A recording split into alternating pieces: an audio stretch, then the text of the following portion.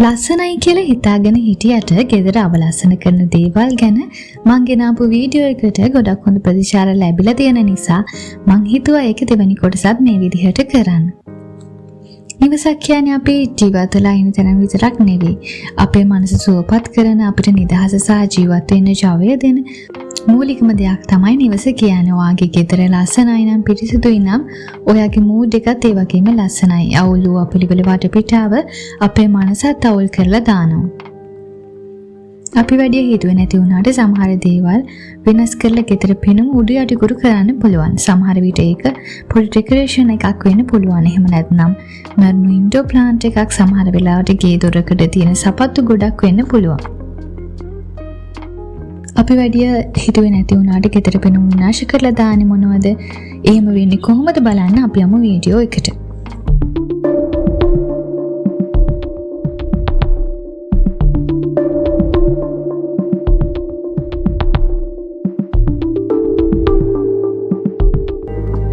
Wires and chargers. බලන්න ඔයාගේ මේසය මත ෆෝන් චාර්ජර් කීයක් තියෙනවද කියලා. ගොඩක් රටක් භාවිතා නොකරත් ෆෝන් චාර්ජර් ඉවත් කරන්නේ නැහැ නේද? ආයෙ දවසක ඕන වෙයි කියලා හිතාගෙන ඉන්නවා. ඒවා වැඩ කරන්නේ නැතත් ඉවත් කරන්න හිතෙන්නේ නැහැ. මේකෙන් අපේ ගෙදර කාමර වලට අපිලිවල පෙනුමක් ගේනවා. ඔයාගේ chargers, cables ඔක්කොම එක box එකක අසුර ගන්න හරි, එහෙම නැත්නම් එක තැනක එල්ලා තියන්න හරි පුළුවන් නම් ඔයාට ඔයාගේ ටේබල් එකට හොඳ පෙනුමක් ගන්න පුළුවන්.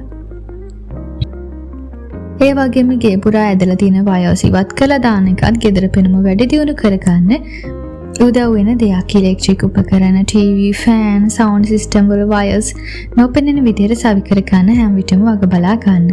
ඒ වගේ පුරාම විසිරලා තියෙන එක අපිරිවෙල බවක් ගේනවා ඔයාට.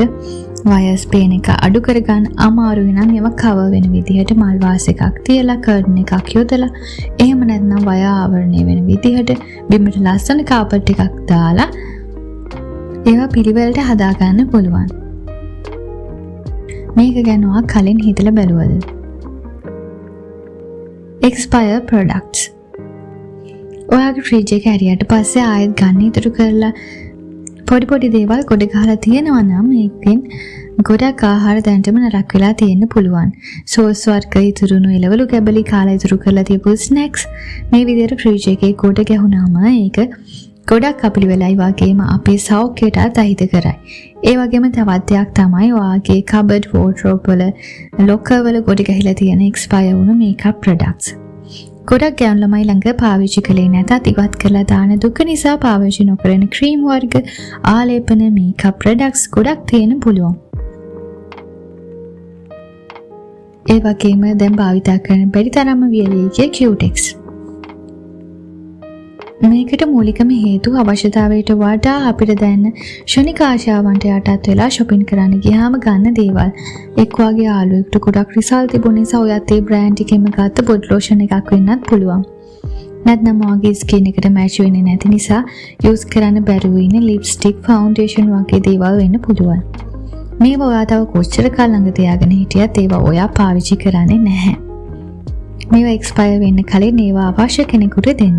නැත්නම් ඉවත් කරලා දාන ඔයාට ලොකු නිදහසක් දැනේ. expire medicine.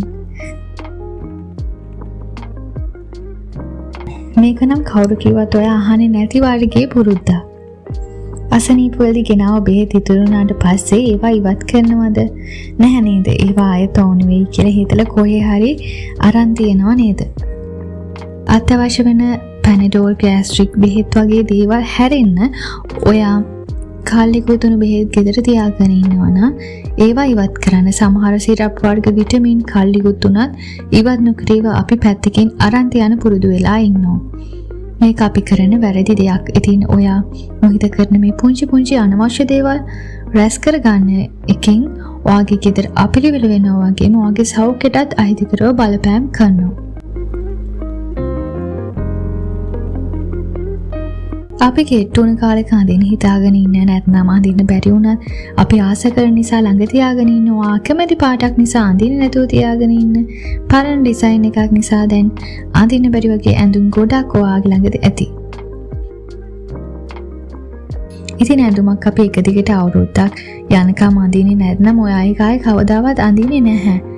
මේවට තියෙන ආසාව නිසා ළඟ තියාගත්තත් මේකෙන් වෙන්නේ අපේ වෝඩ්‍රොප් වල ඉඩකඩ ඇහිරිලා යන එක. එනේන ට්‍රෙන්ඩ් එකට ඇඳුම් ගන්න කෙනුත් ගෙදර ඇඳුම් නිකරුණේ ගොඩ ගැහෙන්න පුළුවන්. මොකද ට්‍රෙන්ඩ් එක ඉවරුනාට පස්සේ ඔයාලට මේවා අඳින්න බෑ. මේකට හොඳ විසඳුම තමයි ටයිම්ලෙස් ෆැෂන් වලට යොමු වෙන එක. මේකෙන් ඔයාගේ වැදගත්කම පෙන්වනවා වගේම මුදල් නාස්තියත් අවම වෙන ඕනිම ඇඳුමක් එක්ක මැච් කරන්න පුළුවන් වර්ණ වලින් ඇඳුම් කිහිපයක් ගත්තම ඒක ගොඩක් කල් ෆැෂන් කරන්න පාවිච්චි කරන්න පුළුවන්. ඉතින් ගෙදර අඳින්න නැතුව කොට ගහලා තියෙන ඇඳුම් මේවා අඳින්න කැමති කෙනෙකුට පරිත්‍යාග කරන්න නැත්නම් මේවා ඉවත් කරලා දාන්න. ඔයාට මේකෙන් හොඳ මානසික නිදහසක් දැනෙයි. Old papers and receipts. අපේ ගෙදරින් ඉවත් කරන්න ඕනි තවත් දෙයක් තමයි පරණ රිසිට් වර්ග. වැඩකට නැති ලියකියවිලි. බිල්පත් වගේ දේවල් නම් ඔයාට වර්ග කළ ෆයිල් එකකට ඇඩ් කරගන්න පුළුවන්. ඒකෙන් ඒවා ආරක්ෂිතව තියාගන්න පුළුවන්. ඊට අමතරව වැඩකට නැති ලියුම්, wedding invitation card, bank statement, invoices වගේ ප්‍රයෝජනයකට නැති දේවල් ඉවත් කරලා දාන එක තමයි හොඳම දේ. මේවා අපේ මේස මත කබඩ ඇතුළේ ඉඩකඩ පුරවනවා වගේම අපේ වැඩ වැඩි කරනවා. ඔයාට පුළුවන් නම් ඔයාගේ පේමන්ට් හැකිතරම් ඔන්ලයින් පේමන්ට් විදිහට කරගන්න. මේකෙන් ඩොකියුමන්ට් ගොඩ ගැහෙන එක අවම වෙනවා. ඒ වගේම අපිට ෆෝන් එකේ සේව් කරලා තියාගන්නත් පුළුවන් ඒක සොෆ්ට් කොපි එකක් විදිහට. Dead plants or fake plants. මරුණු පැල වර්ග කවදාවත් ඔයා ගේ ඇතුලේ තියාගන්න එපා. මොකද මේක දකින සැරයක් ගන්න ඔයාට නෙගටිව් මයින්ඩ්සෙට් එකක් ඇති වෙනවා. ඒ වගේම ගෙදරන් එනර්ජි ලෙවල් එක අඩු වෙලා යනවා. හොඳින් පිරුණු කොළ සහිත ප්‍රාණවත් ඉන්ඩෝර් ප්ලාන්ට්ස් එකකින් ගෙදරට ජීවමය බවක් ගෙනෙනවා. මතක ඇතුව ඉන්ඩෝර් ප්ලාන්ට්ස් වලට හොඳින් සාතු කරන්න. බොහෝ දුරට ඉන්ඩෝර් ප්ලාන්ට්ස් වලට ජලය හිරු එළිය අඩුවෙන් තමයි අවශ්‍ය වෙන්නේ. මේවා මිලදී ගන්නකොට නඩත්තුව ලේසි ඉන්ඩෝර් ප්ලාන්ට් වලින්ම කියලා මිලදී ගන්න. ඒ වගේ ප්ලාන්ට්ස් ගැන දන්නේ නැති කෙනෙක් නම් ඔයා මගේ වීඩියෝ එකක් තියෙනවා නඩත්තුව ලේසි ඉන්ඩෝර් ප්ලාන්ට්ස් වර්ග ගැන කරපු. ඒක බලන්න මම ලින්ක් එක ඩිස්ක්‍රිප්ෂන් බොක්ස් එකේ දාලා තියෙනවා. ඒක ඉඩ තියෙන වෙලාවක බලන්න. ඒ වගේම ආටිෆිෂල් ප්ලාන්ට්ස් තියාගන්න කෙනෙක් නම් ඔයා ඒවායේ ඩස්ට් එක දිනපතා ඉවත් කරන්න මතක තියාගන්න. නැත්නම් ගෙදර අපිරිසිදු මරාණික බවක් ඇති කරන්න පුළුවන්. ඒවායේ පත්‍රවල රැඳිලා තියෙන ඩස්ට් එක නිසා.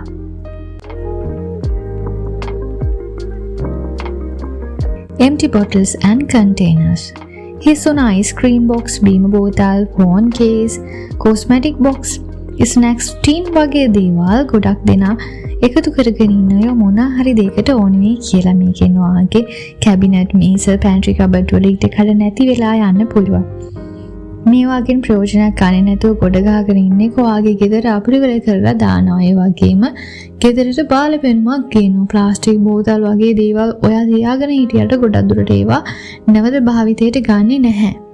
ඉතින් මේවා එකතු කරලා ප්ලාස්ටික් වීදුරු ප්‍රතිචක්‍රීකරණය කර මධ්‍යස්ථානයකට බාර දීමෙන් ඔයාගේ ගෙදර ඉඩකඩ ඉතුරු කර ගන්නත් පිළිවෙලට ඉන්නත් වගේ මේවට වටිනාකමක් ලබා ගන්නත් පුළුවන්.